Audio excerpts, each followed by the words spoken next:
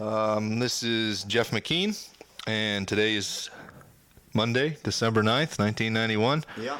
And I'm over talking to Norman Nash in Montville, and we're going to talk about his memories of the old Frye Mountain area and the government coming in and taking that over.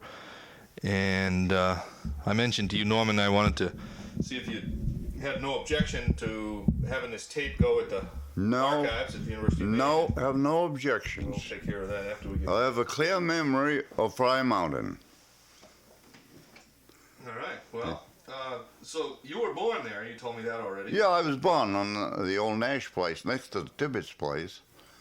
And then the one above us was the Ralph Kane place. He had 250 acres on that. And he bought fur and had a herd of cattle of 25 or 30 all his life. Right. Yeah. Now, whereabouts is that on the mountain? Describe where that is. Well, describing it would be the back road now beyond where Richard Pulse lives. That house they wouldn't sell. Gene Jackson's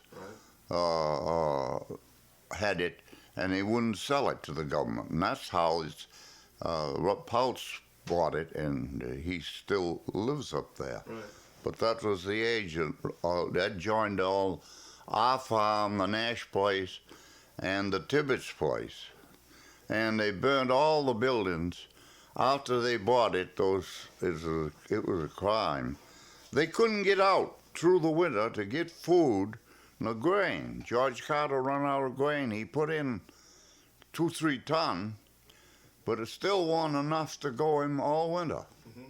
And they shoveled for a week with 8 or 10 men, shovelers, and they finally bought what we called the old iron horse, the first plow that was operated to come in. Edgley of Unity had one, and he helped them open Montville up. Mm-hmm. And I could tell you, the snow was right over those telephone wires, right over them with snowshoes. And I said they didn't have nothing made, I didn't think, that would go down to the earth and plow them out, but they did. When they put the wings up on this big plow, she must have went up into the air 16 feet. Yeah. See? And they look just like a picture when it went down through that snow. These cutters was cutting that snow, and then it was pushing that back. It was something unusual. I bet. Yeah, and then they'd put another road, if there was any field land, they'd plow out so to catch that snow so it wouldn't fill out. Everybody went for the store, far and near when they went through. Because they hadn't had groceries. They were right down to snowshoeing down here and getting, sugar and coffee, but they couldn't lug grain and all that distance. Right. Yeah, that's why the people sold out. So was that one, but do you remember what year that was when they had that wicked snow? My Lord. It must have been,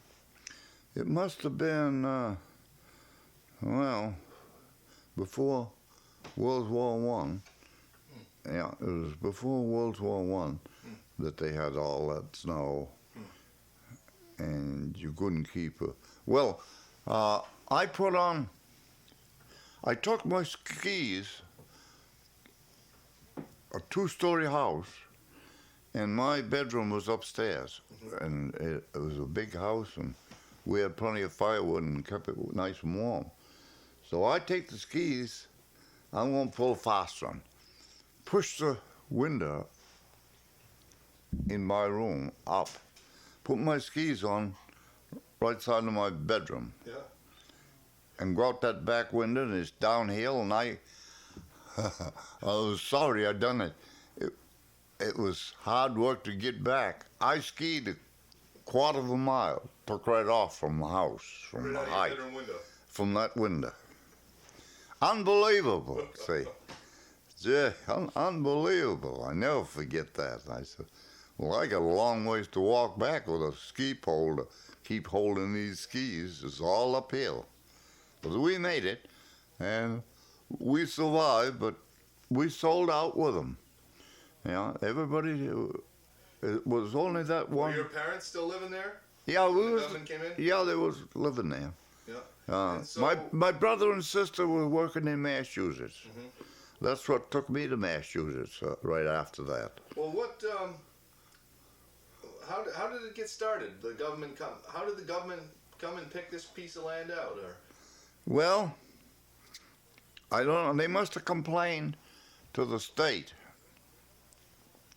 They were just getting those great big plows in. Say they didn't have enough of them to go into each town. Right. And the first thing they done with ours, they get it all plowed out. They crossed a bridge that it's just a half a mile from Poland's Corner. Yeah. There was a road by the cemetery then, and another bridge. Yeah. Rocked up 12 feet to the water. They might have known them old planks wouldn't hold that. I forget how many ton that weighed. Went right down into the water, and much as a week getting her out of the water. Yeah. They had to tear down that wall, and they were all more than a week before they could get. Didn't hurt the machine, I guess, very much. If it hurt it any, I don't remember it did. It just slid right into the brook, and then they couldn't get it out. You see, she was penned right in till you get the walls down, and they could drive her out. Yeah. Yeah, that's the way she went. Wow. That old iron horse, we call it, I don't know whether she's standing down here in the Lucas Field over next to Woods right now, isn't it? Yeah, I think so, yeah. Yes, sir. That's the old. That's the rig, huh? Yeah, they moved it over there, yeah.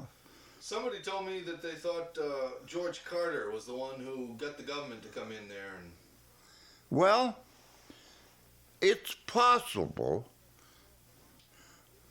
He was one that put up an awful holler because he had all this big registered Holsteins, 35 head of registered Holsteins, and a bull that weighed over a ton. And he wouldn't use them on no, just his own cows. He wasn't going to get no disease on him.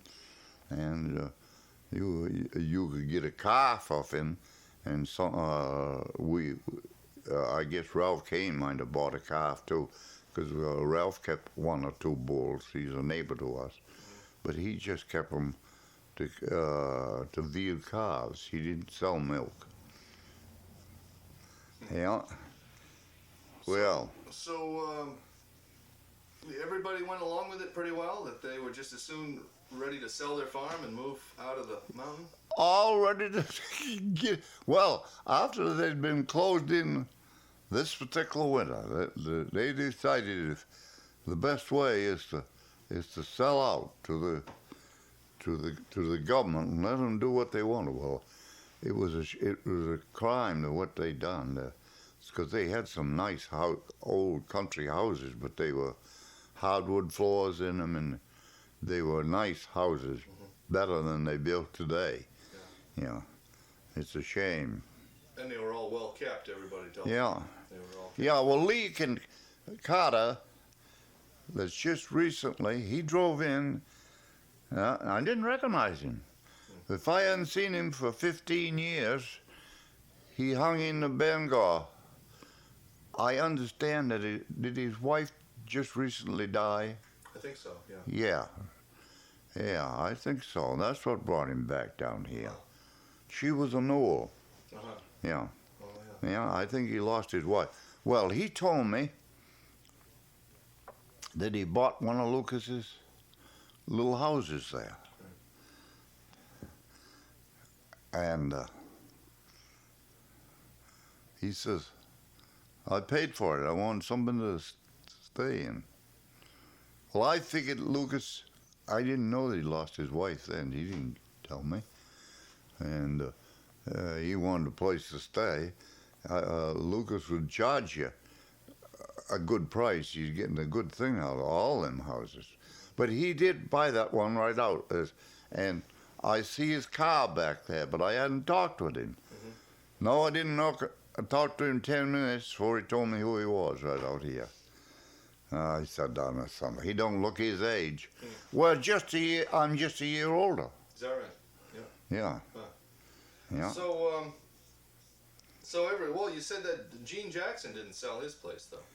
That's who had it, and the Jacksons wouldn't sell. That's how come that Richard Pulse picked it up. Why wouldn't they sell? Well, Gene said, "There, you? That's the word there, you." He said, "There's enough wood for us to cut, and we can make a living. We don't want to sell," and they wouldn't. And then Bellegarde wouldn't sell. He was the road commissioner. Uh-huh. So just recently, the Bellegarde place, the heirs have sold it. Uh-huh. The barn's still standing of Bellegarde's, but the house is gone. It dropped right in. Yeah. Huh. Yeah. So Jackson didn't sell, and the government couldn't make him sell, huh? No, sir. And a lot of them, I'll bet they wish they hadn't.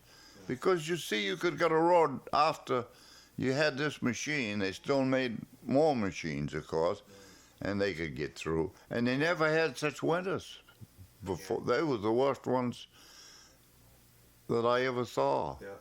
The most snow fell. Right. Now, did the government pay a fair price for the buildings and the farms? They bought them. They bought them awful cheap. They paid from 3 to 5 to maybe 7,000. I don't know what Carter's was one of the best ones, because he had 2 barns and a beautiful house, all painted. I don't know what they got for that. But what did your parents do after they sold the old farm that we lived on? The barn was standing. Father had kept it up, but it was on them old, great, big barns that it didn't stand it. After we left and didn't put hay in it, it went about 3 years. Ned Bean looked across one morning when the wind had blowed hard, and he says, "Well, Nashing, the house is standing up there, but the barn is gone." Huh. Yeah, she was big timbered, and we had a new hen house too. I think that, as I remember, my father bought that farm. It said 80 acres, more or less. And he bought it for George Weymouth, and paid $1,000 for it. And we lived there for 35 or 40 years before he moved down here and bought this place. And then I lived up there a year. I was the last one to live up there. And I got a job sometime in November in Massachusetts, and nothing doing all winter here unless you chopped wood, and you wouldn't get much money for that either. And I decided to go back to Massachusetts. My brother was out there and my sister was out there. So we shut up the place and left all our belongings in that house. Now in the spring it melted, and we were still in, and they went up there with a truck. They had it all marked, and they cleaned me right out of everything. Clothes, shoes. I had a sap growth tapped every year, 125 big maple trees. And I had a sap house and the pans. They took the pails, the pans. They didn't get I still have the old bitten that used to tap the trees with. Yeah. And most of those trees now are dead. Is that right? Yeah, they died with age. You see, trees grew up around them. There's a lot of them alive, but there's a good 25% of them that's dead. Huh. They cut off all the soft wood. Yeah.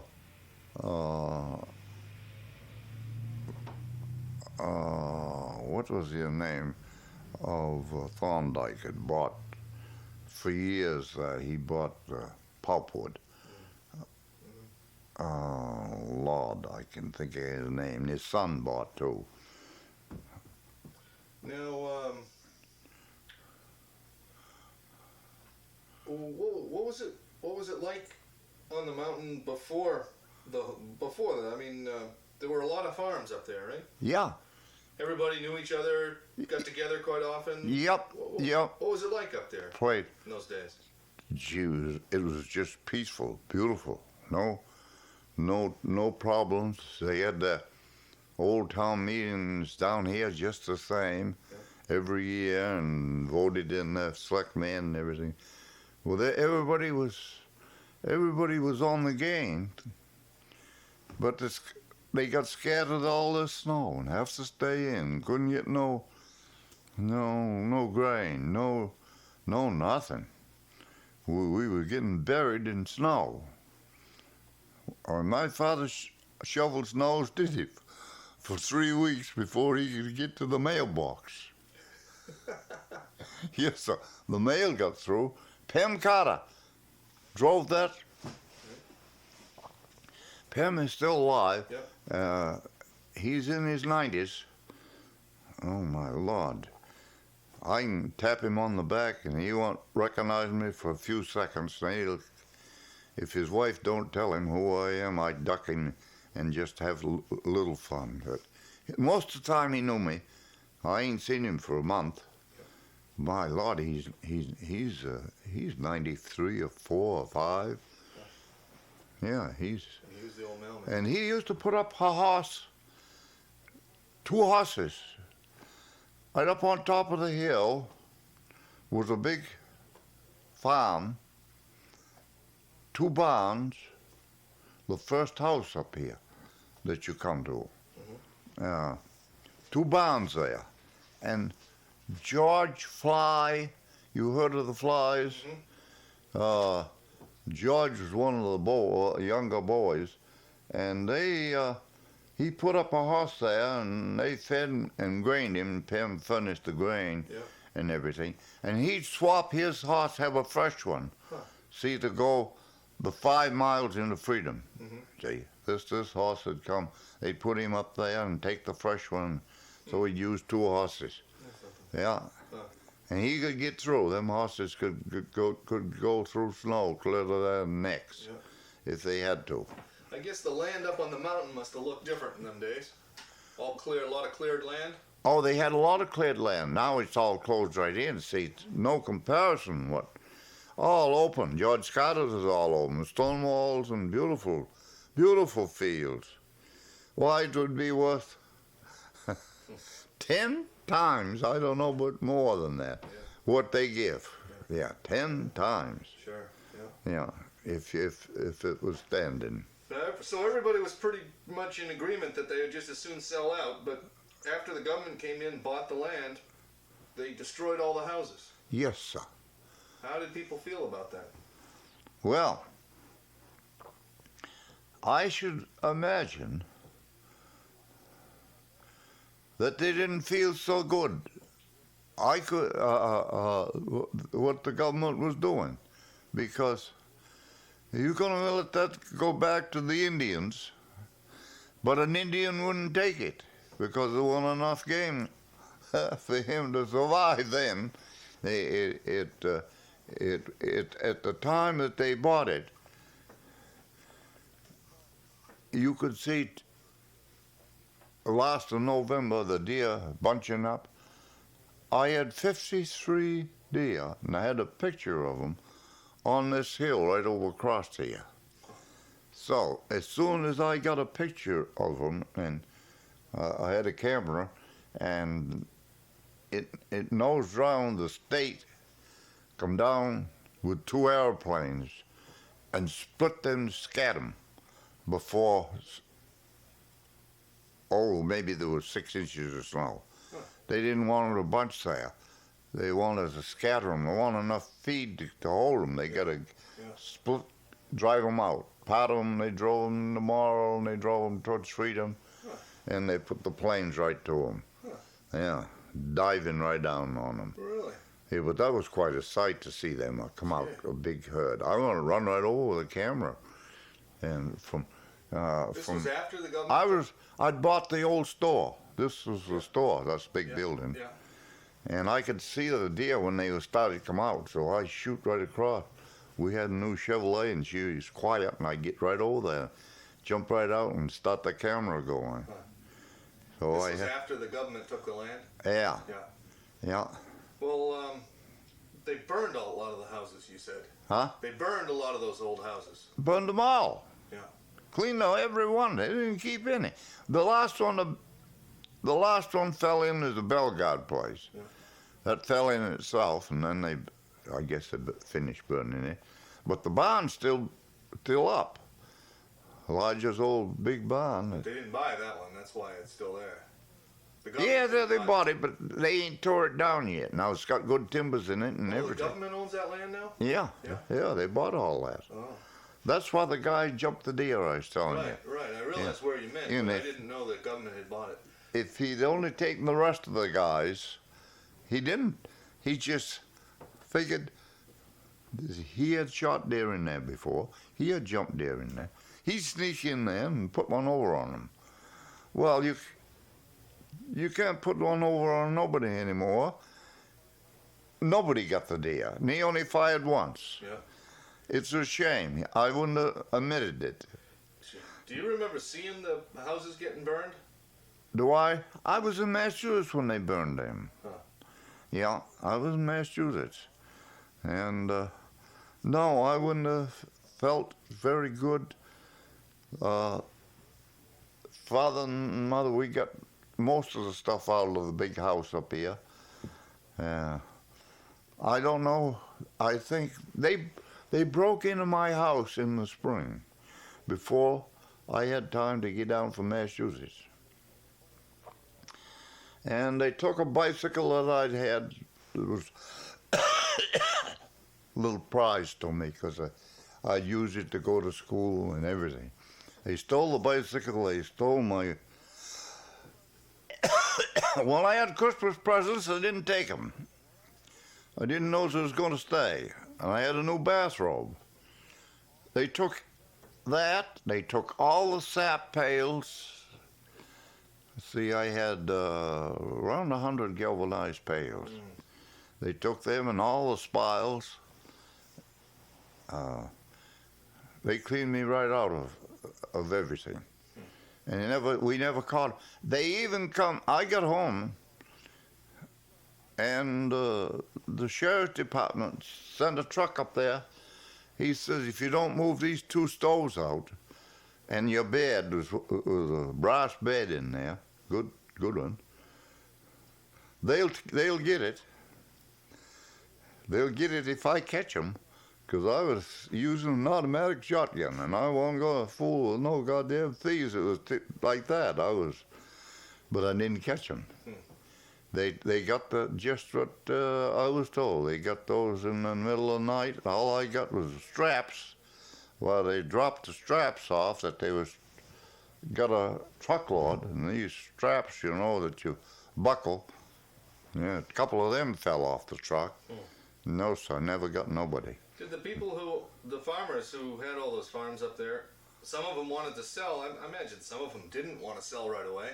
Did they talk amongst themselves and convince each other that they all ought to get off the mountain? Well, they all convinced themselves that they'd better go. Even Ralph Kane has spent a lifetime, a fur buyer, and a guy that had 30 and 40 head of cows. He vealed calves steady and sold them, see. take them to Belfast, and the boat, Boston boat, would take them right in. He dressed, he was he could dress animals. Yeah, he killed his own and a lot of the neighbors for him. Somebody told me John Cornforth didn't want to sell his place. Well, you see, he had gravel pits, and he was doing pretty good. They were starting the state roads, but he was forced to sell. The rest all sold out, so he just had to sell. There's no neighbors. They ain't gonna keep a road for him. See, no, that's you was caught when the rest all commenced to give right in. And they're gonna fence these roads right off. They ain't gonna maintain them at all. Just the ones they want to get up on to cut some lumber or something. Now they're stripping it, taking it. You know what they're doing now. Yeah. Jesus. They cut all that red pine. Huh? They Yeah. cut all that red pine off. Well, down on the old Nash place, there's the biggest spruce that I ever saw, and I got a tape to tape them on the butt. And they hadn't got to them. They took some of them. I'll bet they're 6 feet on the stump. Yes, sir, I'll bet they're 6 foot on the stump. The red, they don't seem to grow anymore. That red spruce. Red spruce. They're monsters. You see, there's 7 or 8 cuts before you get the limbs. Yeah. They go right up into heavens. Yeah. And there's still some of them up there, you think? There's 4 or 5 of those trees, and I wanted to put the tape on them. Yeah. To have I haven't done it, but I got a tape here that I could put it in my pocket. If I was in there fishing, the brook was down through there. Oh, yeah. And it always had trout in it. Huh. They used to stock it. They don't stock it anymore, but still, this trout gets up there. Uh-huh. And Tomlo Foster, that's on the Frye Mountain, for years before the state stocked any, he'd get some stock trout and had them in cement wells, like on the side of the brook, and he fed them, and then had sports come out from Belfast and friends come. They could get some 8-10-inch trout, and nobody else could get them. He was getting ahead of the state. You get what I mean? Yeah, He's raising his own trout on his own land. Yeah. He did all right for 3 or 4 years. Yeah. Yes, sir. Well, we had a quick winter here. I hope it don't. Yeah. I don't know if that's it for the winter. Probably it's just the starting, isn't it? Yeah, I think so. Yeah. What? Another thing, I ended up talking to Clayton Littlefield, lived up on the mountain, and I went over and talked to him one day about what he remembered, and he started telling me about a fellow named Herb Jackson. You know Herb Jackson? Sure. What can you tell me about him? Well, Herb Jackson was an auctioneer. Yeah. And Herb Jackson had a big farm. Gee, I don't know how many acres, 200 or 300 anyway, and big buildings. Herb pressed cider for everybody and kept 8 or 10 barrels for himself and put sugar in it and black cherries in it. And that didn't satisfy him. He went a little better. He started making alcohol. And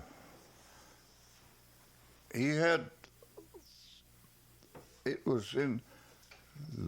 was in the early 20s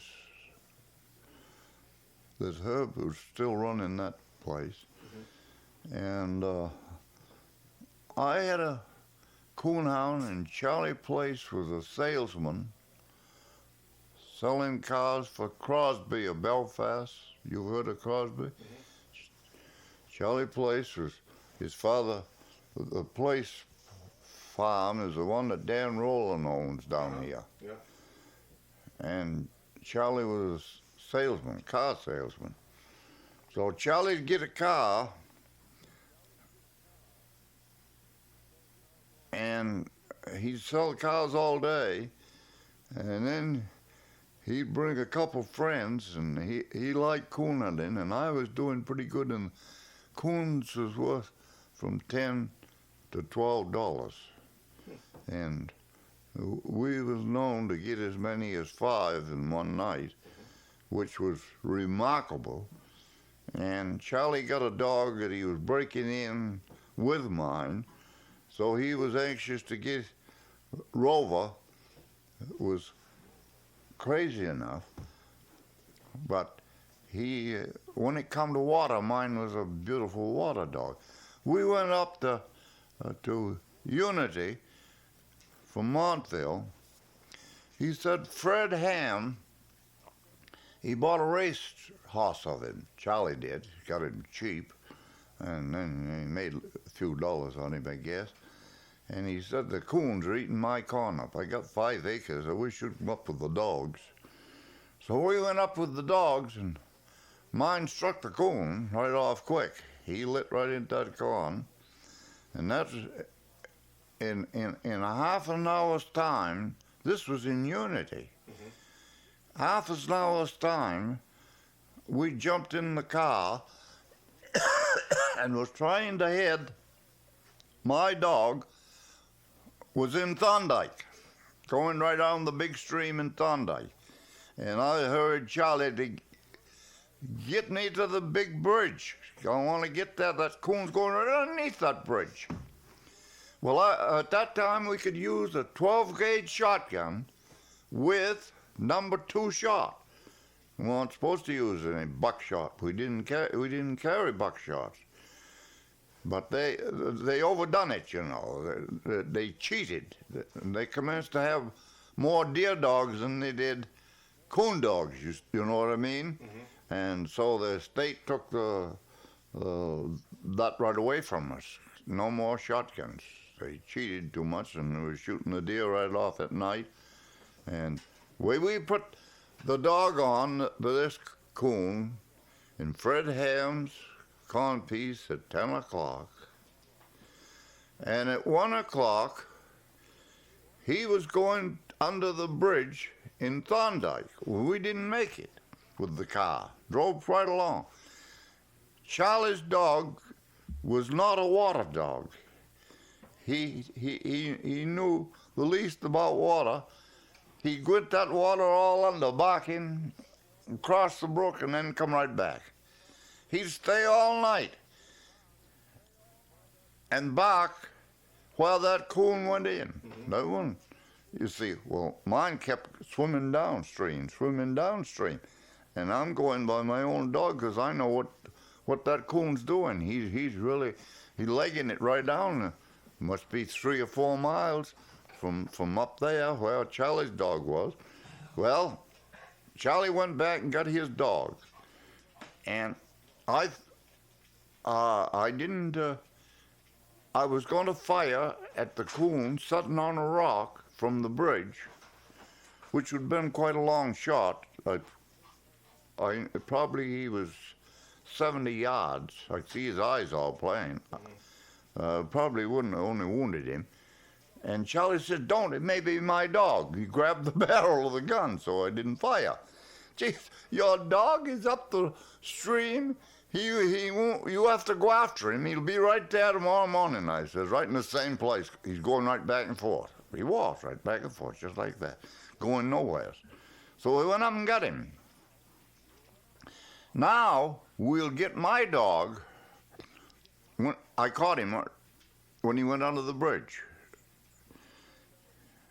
And I'll go right down the railroad track and cut this brook, goes right down. There's a deep hole down in there. Half a mile we used to go swimming.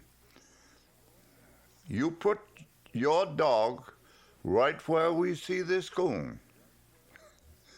We just, seen him on the rock. He just jumped off. So he did. That's as far as Charlie's will go, right back and forth. Row, row, row, steady. He'll be there till daylight tomorrow morning. Of course, it was getting Charlie's goat a little, but he's helping. The coon's listening to him, and I'll take Rex, which is my dog, get down the railroad track, cut right in, and turn him loose. He'll come right back towards Charlie's dog, because he knows that coon's gone down. He come right on that coon. 2 minutes, he's got him up. 2 minutes. He was right to his tail. He went right under a big culvert, railroad. And then he didn't get 100 yards, and he's up a tree. So I go in and shoot him down. That's one coon that I never got a cent for. We weighed him. What do you think he weighed? What do you think that coon weighed? Oh, what's a coon weigh? Huh? Unbelievable. 4 pounds? 41 pounds. That was on the scales. He weighed 41 pounds. Well, he measured 60 inches from his head to his tail. Jeez. Why couldn't you get any money for him then?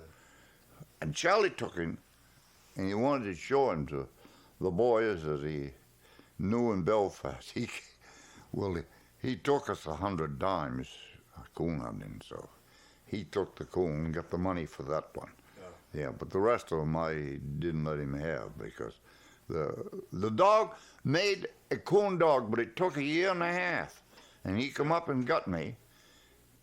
It took 1.5 years before he could straighten out when they hit the water, go right through. Right. He proved that he made it, and he got a lot of coon with him. Oh, he got us. What's that story have to do with Herb Jackson? Well, Clarence Bean, John Bean's son, was the guy that hunted with me the year round. He was the nearest, and he furnished the car and his time, and he had a little dog that would run coon with my dog. She was she was a beagle. But gosh, she was a beagle, but she'd tree with Rex.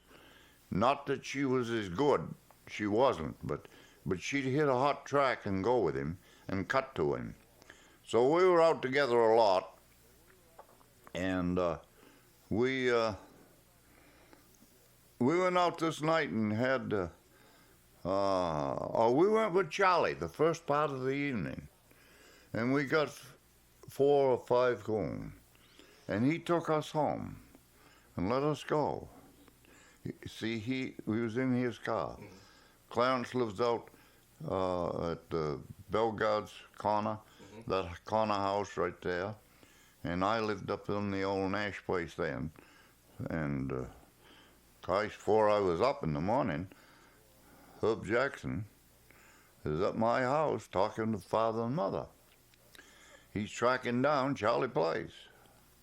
Now, he says I don't mind him coon hunting, but he got into my still last night, he says, and I don't know how many gallons he took out, but he spilled it all over the floor, and he'd done it, and he stole 4 turkeys, big turkeys.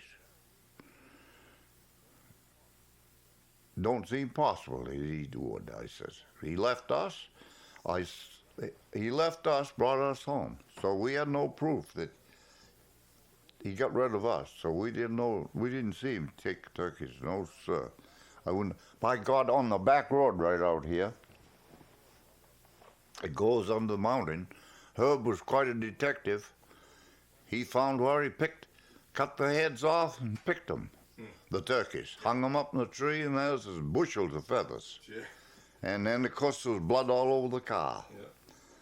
So I guess he had to pay for them turkeys, but I don't think he ever paid for the hooch and stuff that they took.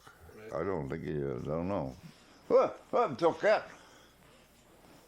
Going Belfast, stopped right in at the house that I'm pointing to. The last one I owned is Volney Thompson House. There's no barn there now. The barn blew down. They didn't take care of it, and I'll say his name in a second. Where's John Murian, 6'4", bought the place, moved in. He cut a lot of green wood and he put it right in where the cows used to be. Well, the cows rotted that underneath, you back in. He put about 8 or 10 cord of wood, and all at once he heard he was in the house, and the house shook in an awful crash. He went out in the barn. His barn floor is down in the cellar, and all his wood. He had to lug it up a whole window. Well, he never did nothing on his. He put her up for sale, and he sold it to 2 people from Massachusetts. This fella had a sick wife, and she liked the air down here, and he got a good buy on it. And he brought his own furniture, and I got all my furniture, beds and dressers. He didn't need them. He thought John was going to take them, and John thought he'd paid for them, John even wore the man's hat, and it sat right up on his head. It didn't fit him. It was small. He gave him the hat, and I don't know, but he got a rifle out of it somehow. I think he did. Yeah, but the guy lived there with his wife for a couple summers, and then he sold it, went back. He was a taxi driver. Well, she up and died, and they were from Nova Scotia, his people were. And he went back to Nova Scotia, and he sold it. Then there never was a barn, but the guy saved the house. It's living in it now, and he's doing a good job. He's painted it and jacked it up, and he's got the house in A1 shape. A1. Yep. They said Herb Jackson used to have some quick remarks with the people at his auctions. By golly, he did. Yeah. He had a quick remark. And the man, I went up there to get some cider, I think, sweet cider. And Herb is 4 inches of snow. Well, he ain't in the house here. He's gone up in the woods cutting wood. You can follow his track. He's gone up barefooted. I said, no. He said, yes. He got no shoes on. Went right up in 4 inches of snow, barefooted, just like a bear. I couldn't believe it if I hadn't seen it. You wouldn't think of going in 4 inches of snow up in the woods with an axe and go cutting wood. Yes, sir. He sold vinegar. He made cider, and turned in vinegar. Besides the Applejack and having the stills, he had 30 or 40 barrels of vinegar every year. And he had mules. Now, the mules, this beats anything you ever see. The mules got loose. They're devils. And him and Arthur Jackson, this is a true story, so help me. This is a true story. Arthur Jackson's got to go to the store, and the store would be Son of Montville, right up here. Country store. They got to have grain, they got to have groceries. And let me flip the tape over here. I'm afraid we're going to run out in the middle of the story.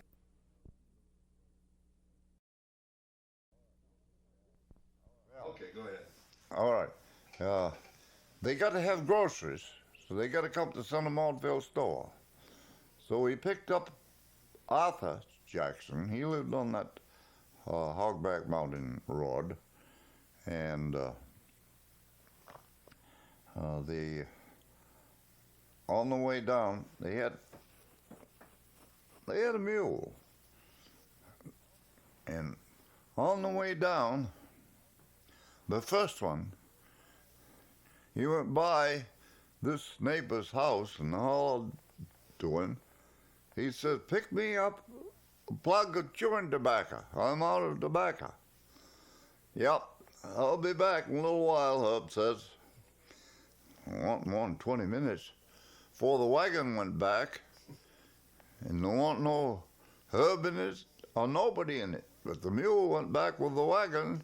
He turned them right around the road and tipped them right out of the wagon and got away and come back home.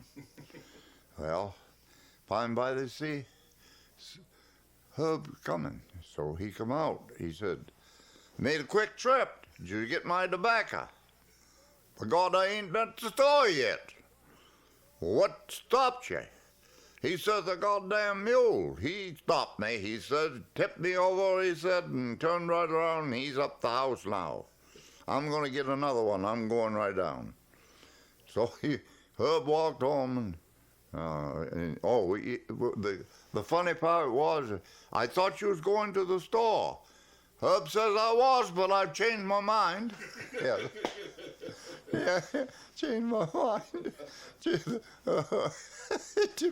Well, he and Arthur, this time, they got the grocery wagon, another mule, and they bought 2 bags of corn, 100 pounds in a bag then.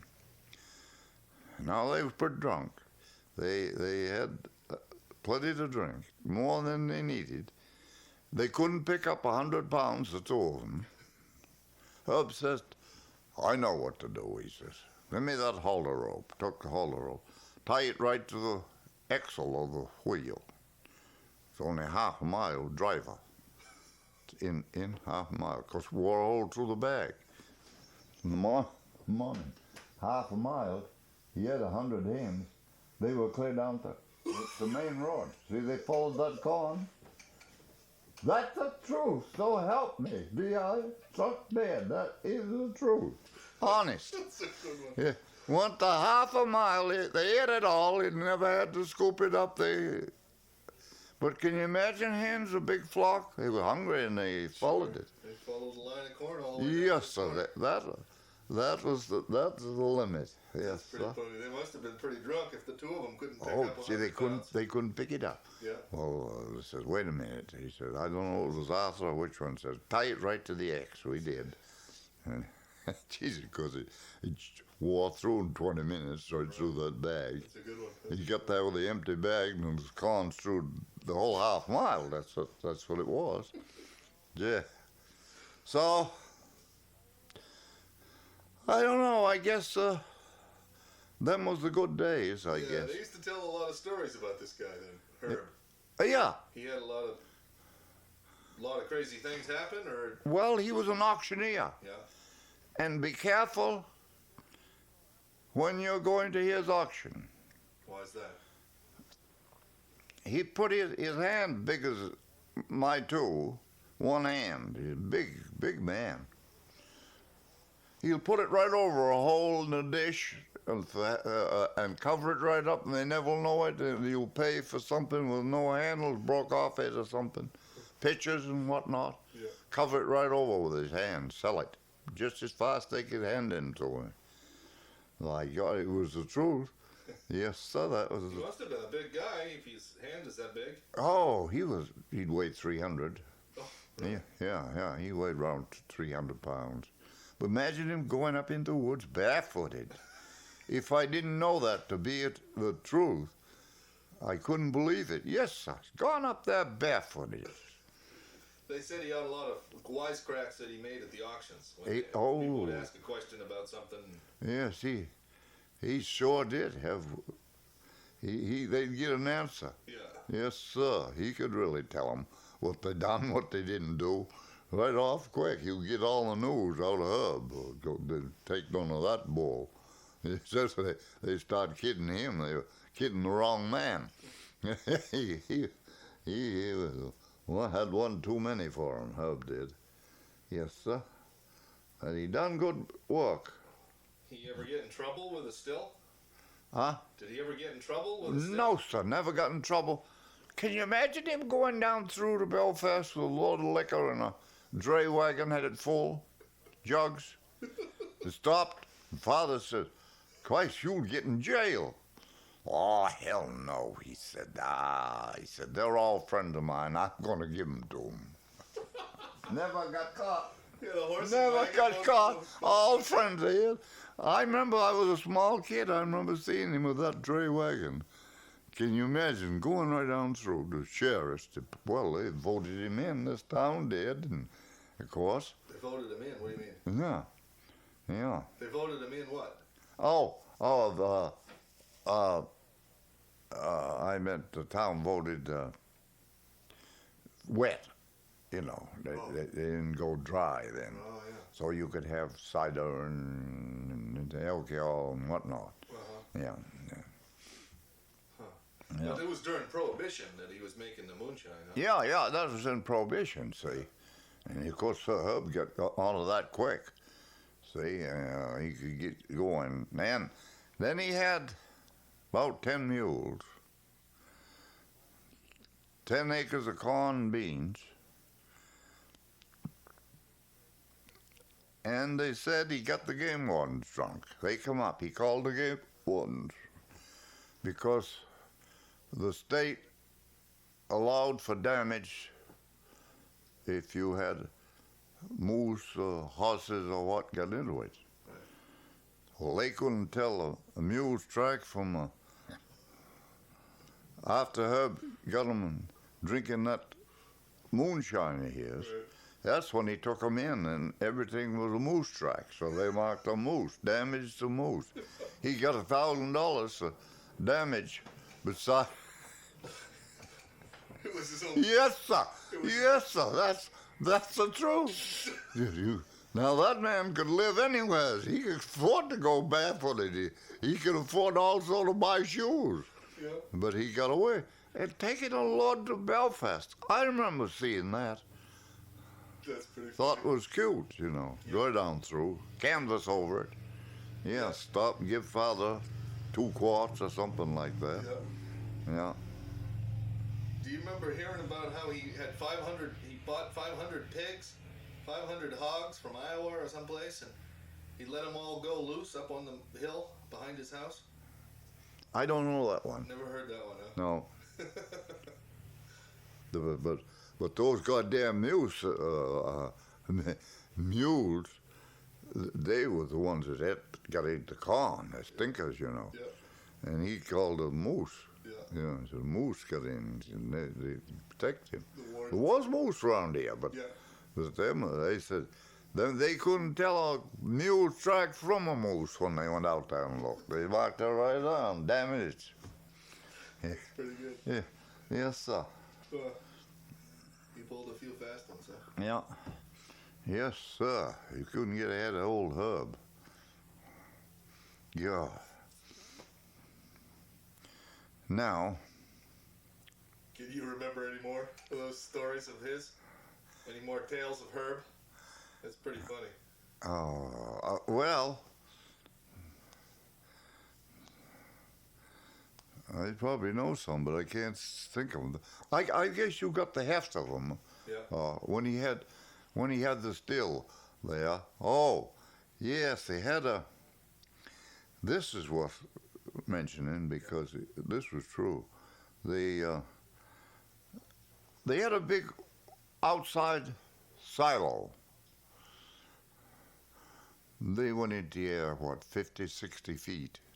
They made them big wooden silos. Mm-hmm. They had a horse in it, and they kept putting the goddamn silo in, didn't take the horse out. They all got pretty tight, see? Wait a minute, I don't follow you. You following me? No. Well, the silo, they have a big grinder that grinds it up. Yeah. And then they have a blower to blow it in. Right. Well, he had a horse in there. Inside the silo. Yes, Yeah. keep it in. Yeah. Caught down the horse, just what he wanted. He said, tread it down. When they got through, the horse was 15 feet in the air, and how you going to get the horse 15 feet down? Well, feed him right up there. Herb says, God damn it, you ain't using him. By and by, you can get him out the door. Yeah. So, the guy run. That's the way it went. And along September or October, they got a fellow in the house there that got to drinking. It was a nice house right next to that silo, but I can't think of who owned it. Well, they got this fellow in there anyway, and he go crazy when he's drunk.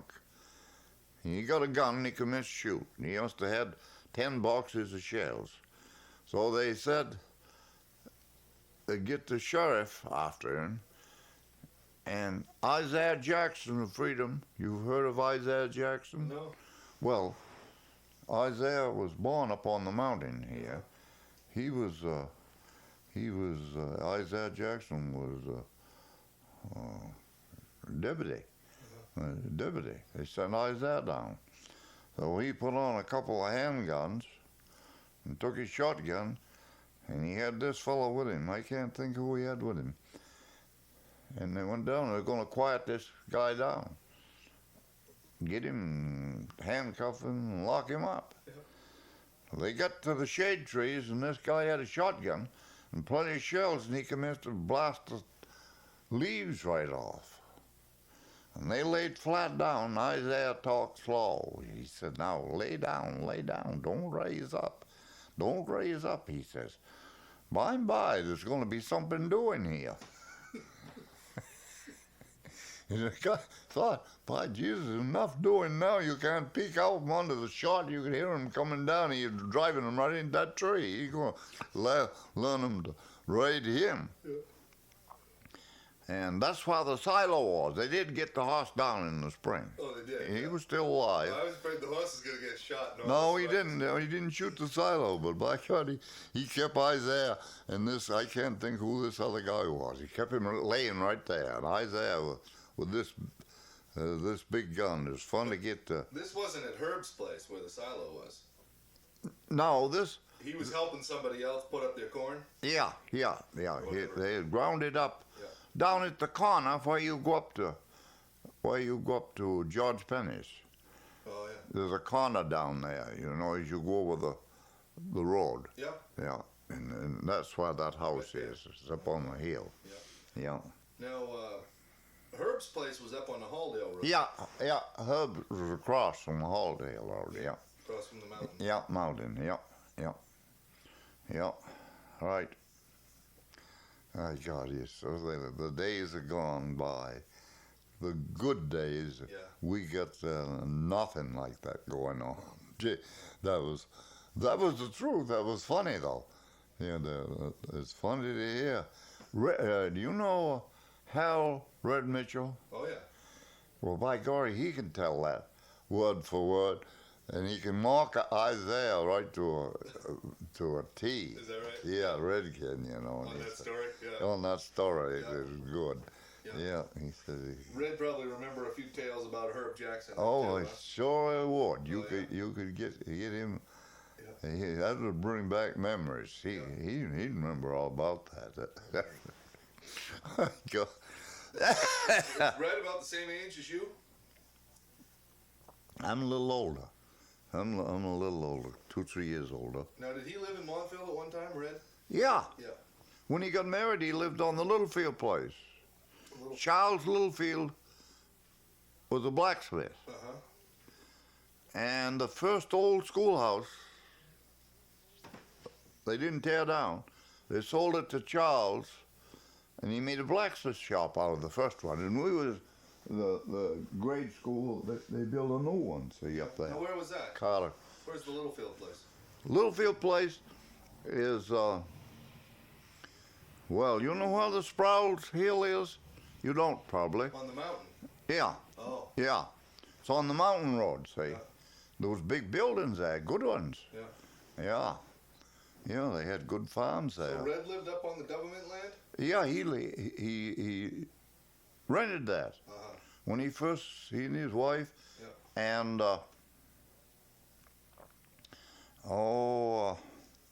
who's the guy now? You know the pits over in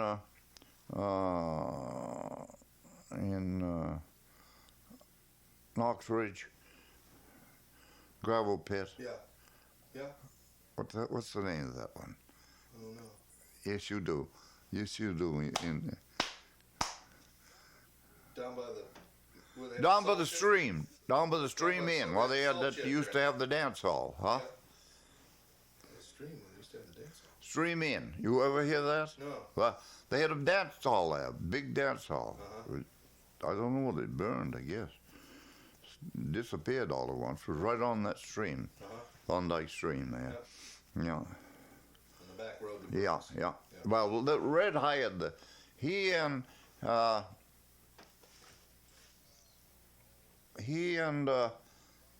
young fellow that his father owned the gravel pits in Knox and still owns them. You know who I mean now? No. Oh my God, what was their names? I can't think of their names now. I know too. Well, he worked with Red for a while.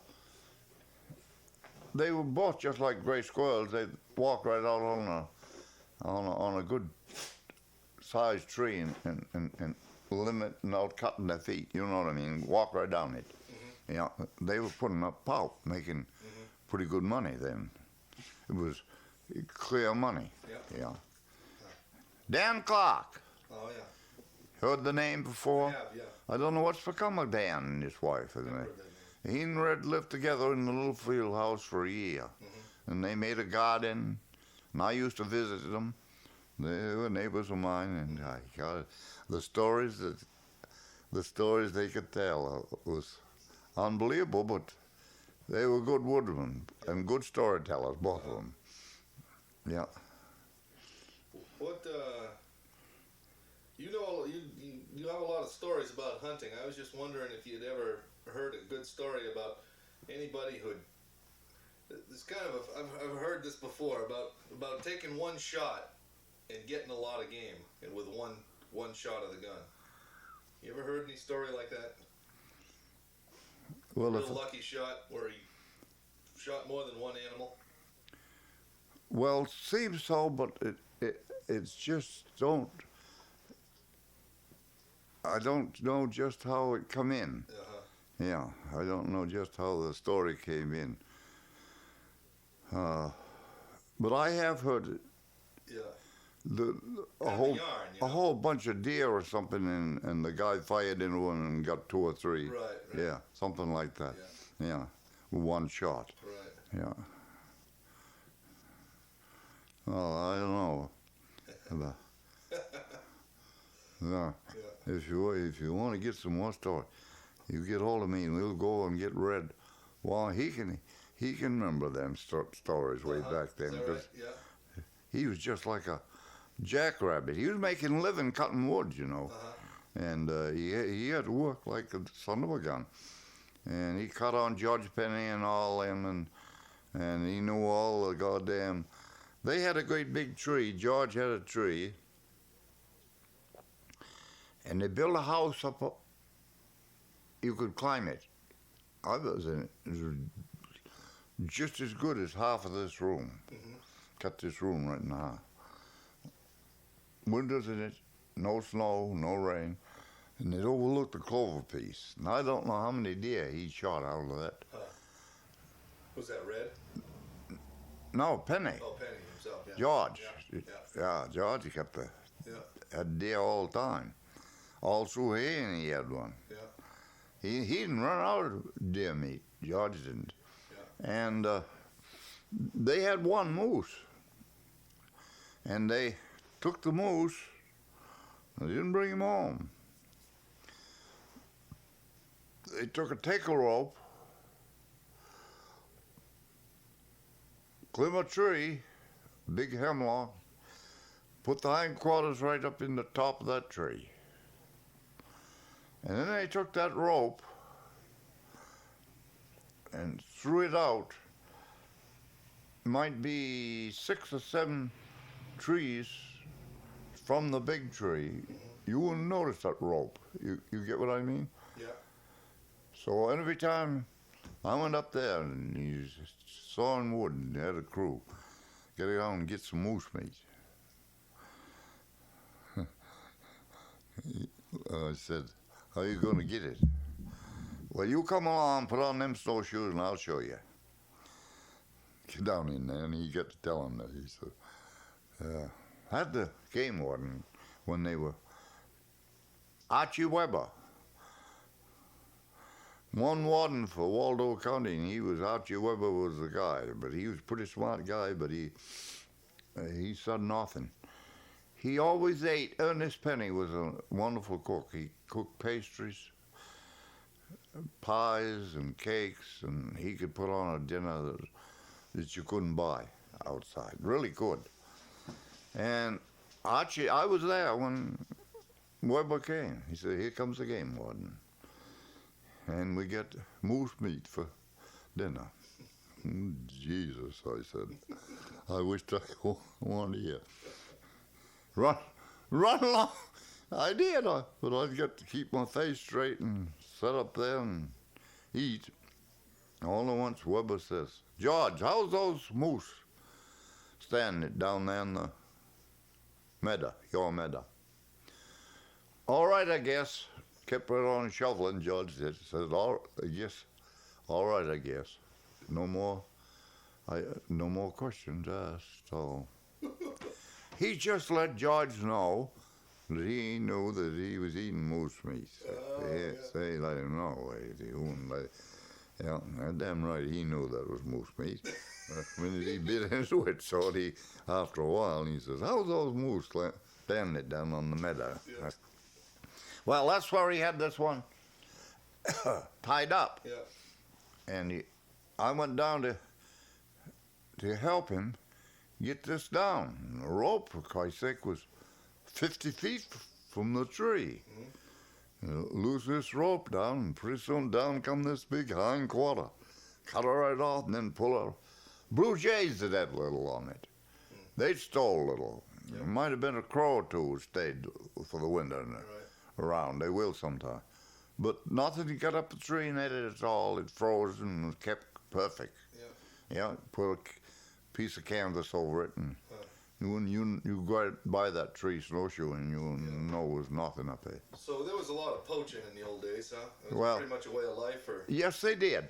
They done quite, not particular George. George got it done his part, but they had some other guys that was doing it and selling it. Oh, God, they were selling it, sure. I'm trying to think of the name.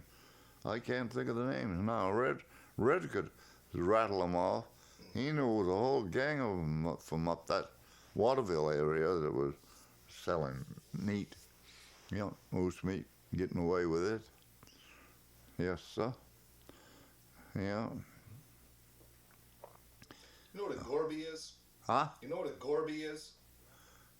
Do you know what a gorby is? Gorby? Yeah. No. A bird? He's a bird? Yeah. You never heard of a gorby? Don't think so. Okay. What kind of, is he a water bird or what? No, a jay. Whiskey jack. A what? Whiskey jack. Canadian jay? Hey, Canadian jay. It's the name for Canadian jay, huh? Yeah, I see. No, I never happened to hear it. No. But they steal, like everything. Yeah, just like the blue jays. Yeah.